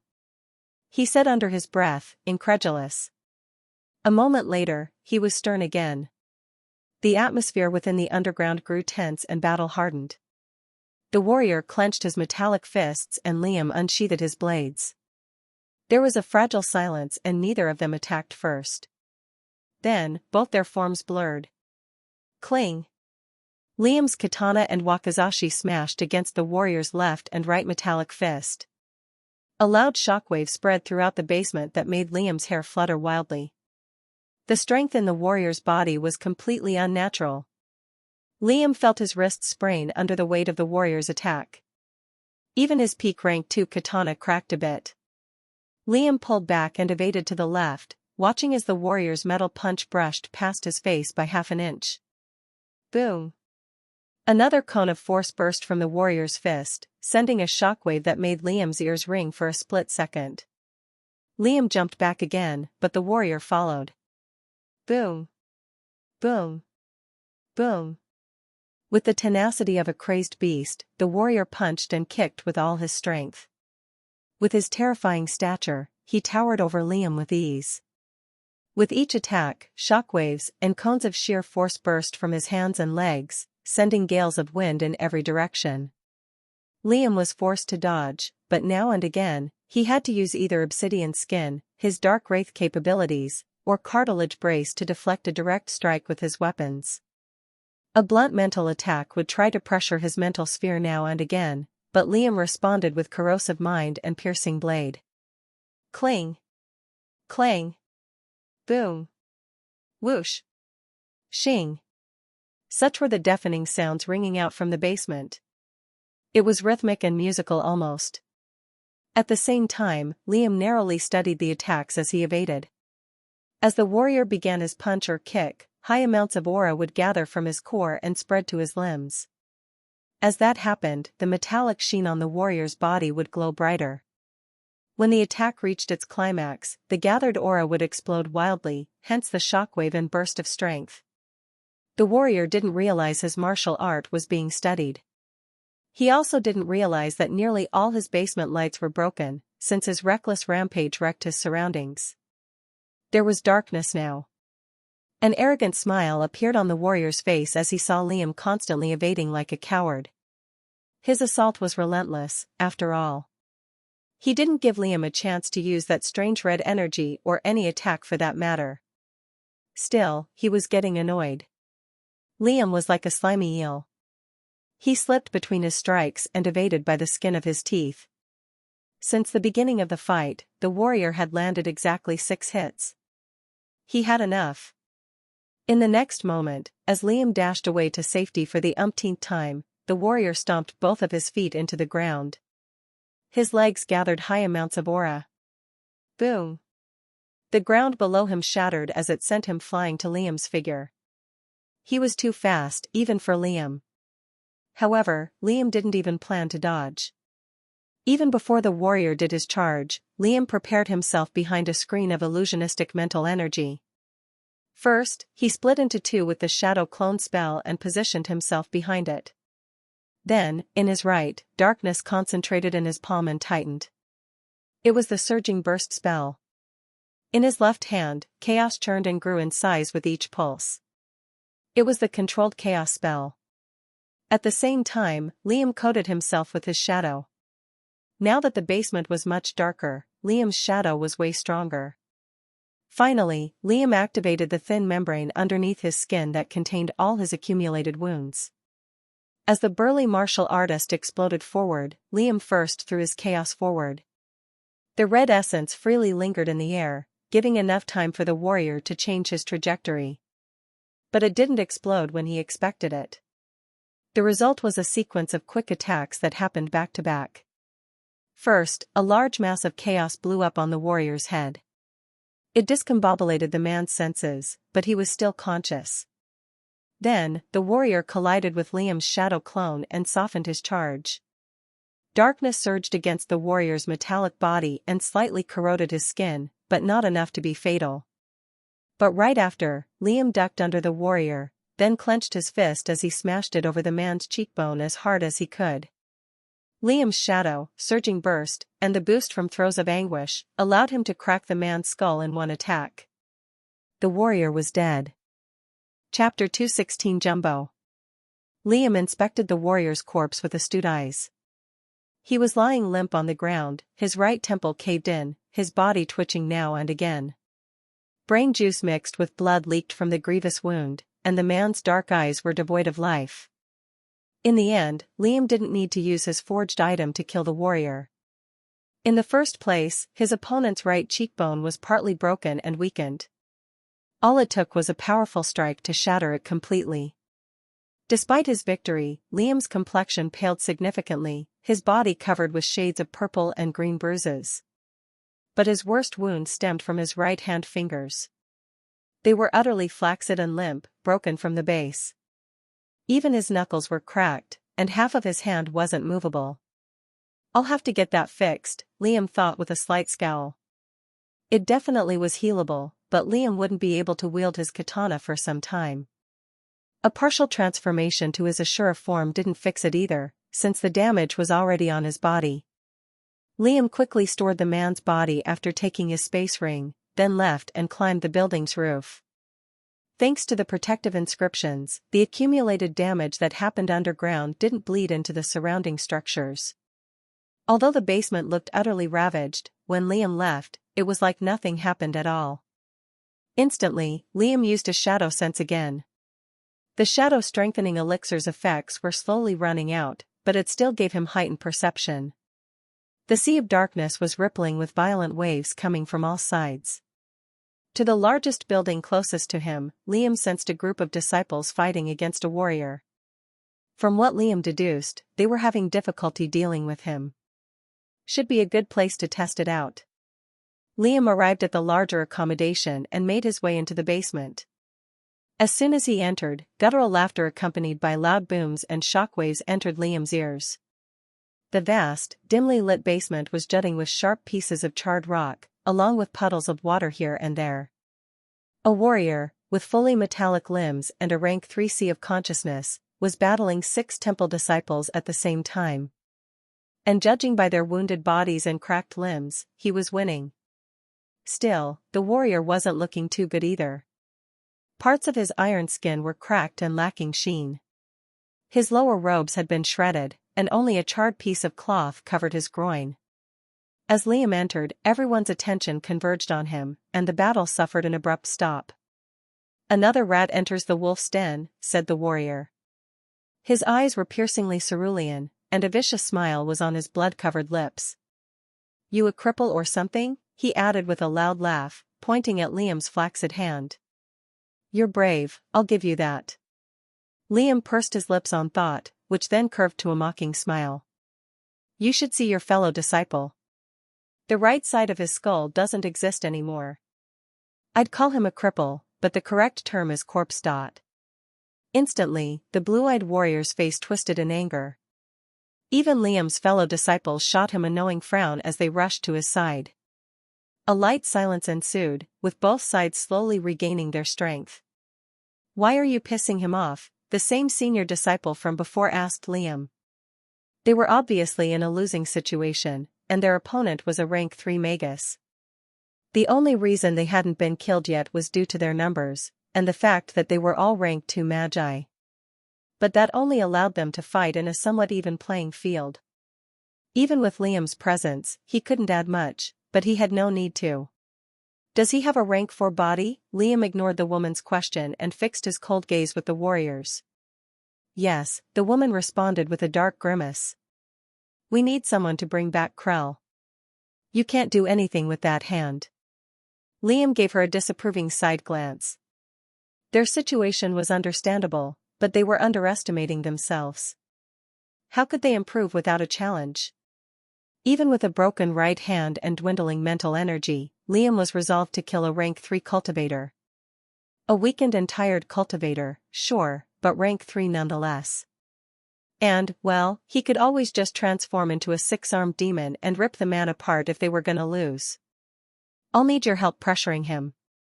Just help me create an opening near his chest area, and I'll do the rest." Liam's mental message reached all 6 disciples, who reluctantly nodded after a short pause. Liam formed 2 umbral needles and shot it towards the warrior, interrupting his healing session. The man attempted to smack it away at first, but realized what element it was, ducking his head instead. Darkness? Instead of an answer, what he got was 7 rank 2 cultivators rushing him from different sides, each casting a spell of their own. A rank 3 magus had exceptional reflexes and instincts. Their abilities to manipulate and ration their mental energies, senses, and perception of time was a huge cut above the rest. Thus, the warrior's mind raced, and he dodged 7 different spells in the short span of 10 seconds. Even something as small as a water bullet and thin as Liam's needles, simply whiffed by his body by just a precise number of inches. As soon as he dodged, the warrior's iron grip clamped down on 2 different disciples' arms. With a wicked grin, he clenched and yanked. CRKH. 2 different screams rang out from within the basement. Just then, Liam used vanishing steps and reappeared in front of the rank 3 magus. In his hand was a blunt, cylinder, baseball bat-shaped object, except the tip was sharper than normal. It was longer than Liam's katana, and had blood-red writings riddling its surface. The warrior's blue eyes flickered with surprise at Liam's arrival, but his chest was exposed, and his arms occupied. Liam lined the sharp tip of the weapon into a crack on the man's platinum chest, then imbued it with a massive amount of aura. The tip of the bat-shaped weapon hissed, popped, then imploded. A jumbo-sized needle shot through the tip and entered a few inches into the man's chest, before violently exploding into a large mass of dark flames. Chapter 217 Abyssal Needle. A giant needle. Liam had made a giant needle as a weapon. It was the result of some ambitious planning and an unreasonable line of thought.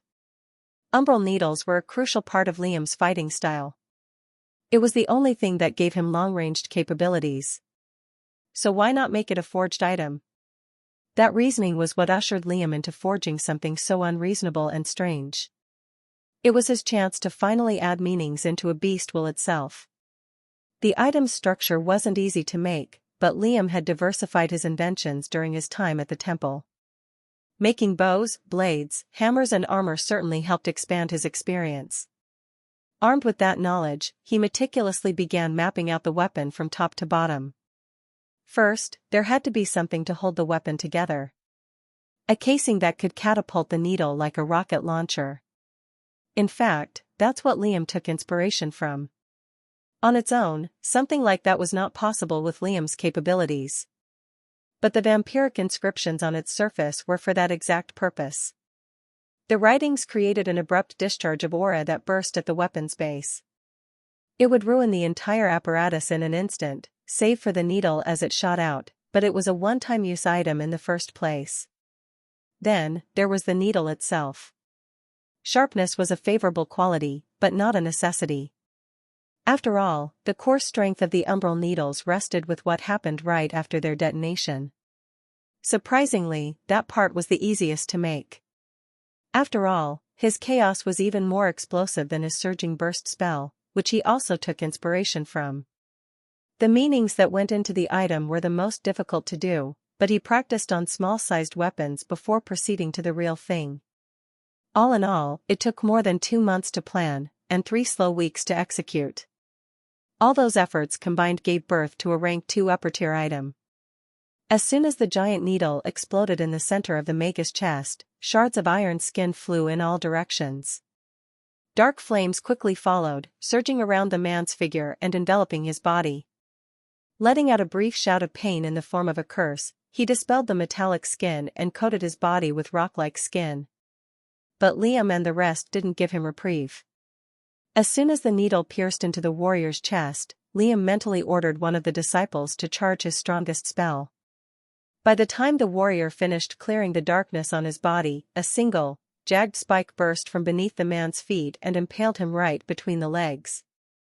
The warrior's face, grimly corroded and mangled, twisted to a grave wince, and from 7 different angles, 7 different blades entered his throat. With a final cough of blood, and several stabbings in his unprotected skin, the warrior slowly tipped over limp, his bum still painfully skewed to the spike. Some disciples continued stabbing him in the neck just a few more times to make sure he was dead, and a couple more for revenge. Almost everyone was out of breath at that point, Liam included. Everyone fought under the effects of the array, and their bodies ached constantly. The shadows should have taken care of the stronger disciples by now. We've done pretty much all we could. Meanwhile, Liam's fellow disciples gave him incredulous looks. Just what was that weapon? A scrawny, pale-faced disciple asked. I've never seen something like that before. Liam didn't deign him an explanation, limiting himself to 2 words. Abyssal needle.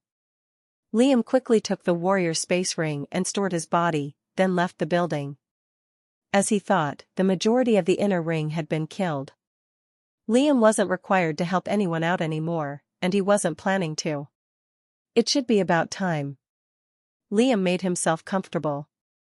He reclined his back on a roof and began cultivating, his gaze stuck to the patriarch's dome-like quarters. Slowly, the eerie silence was receding, replaced by a growing rowdiness. Most of the warriors within the training grounds noticed the invisible barrier surrounding their sect. At the same time, disciples that did a bad job at assassinating their targets had been killed, and their victims left their accommodations to report the attack. Shouts of rage and confusion were starting to grow in volume. From then on, both the Temple of Shadow and the Verdant warriors began to fight publicly. Booms and bangs echoed throughout the mountain peak. The warriors tried to regroup and fight back, but they were being picked off one by one without the chance to counter. The remaining Verdant warriors began retreating into their patriarch's quarters. Liam took in the chaotic atmosphere. From the high vantage point, his eyes reflected everything. Liam heard Ruth's maniacal laughter from a distance, followed by the loud banging of her hammer. Liam saw Maeve slitting the throat of a warrior with a smile on her face, and Iris' arrow piercing the neck of a retreating enemy. As the minutes passed, Liam's anticipation only grew. Any time now. Another few minutes passed as the Verdant warriors were being butchered one by one. Come out already. Then, it finally happened. A distant rumbling noise grew louder from within the patriarch's quarters, followed by a boom. A figure burst through the giant dome and flew above the air. Everyone's attention converged on him. It seemed like this man was the progenitor of all the Verdant warriors, judging by his fiery and dominating aura. The only thing that distinguished him from the rest in terms of appearance was the fact that he was roughly 3 meters tall, adorned by muscles all the way. And that enraged expression made even Liam raise a brow. He was a freaking giant. An angry, angry giant. That giant's bloodthirsty gaze swept the plateau grounds. Despite the distance between them, Liam felt the man's dense killing intent. Thankfully, Elder Virium and Elder Jane appeared opposite to him. And now, Liam would only watch, stoking the flame of his ambition.